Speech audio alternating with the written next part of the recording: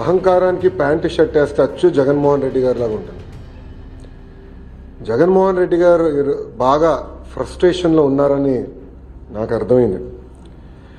అధికారంలో ఉన్నప్పుడు దౌర్జన్యాలు, ఇంకో పక్కన అవినీతి అడ్డగోలుగా వ్యవహరించారు.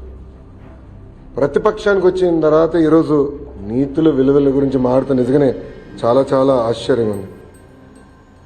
జగన్మోహన్ రెడ్డి గారిలో మేమందరం కోరుకునేది ఏంటంటే ఒక ముఖ్యమంత్రిగా పనిచేసిన వ్యక్తి ఉందాతనంగా మాట్లాడతారు, వాస్తవాల దగ్గరగా మాట్లాడతారు, ఒక వ్యక్తిని కించపరుచుకునే విధంగా మాట్లాడతారని అనుకున్నాం. కానీ ఇదంతా చూసిన తర్వాత ఇందులో ఆయనకి ఏమీ లేవు, ఏది రాదని నాకు అర్థమైంది. అధికారంలో ఉన్నప్పుడు ప్రజల్ని కలవలేదు, ప్రతిపక్షానికి వచ్చిన తర్వాత హౌస్కి రారు. అంటే ఎప్పుడు దూరంగా బతకాలని కోరుకునే వ్యక్తి జగన్మోహన్ రెడ్డి గారు.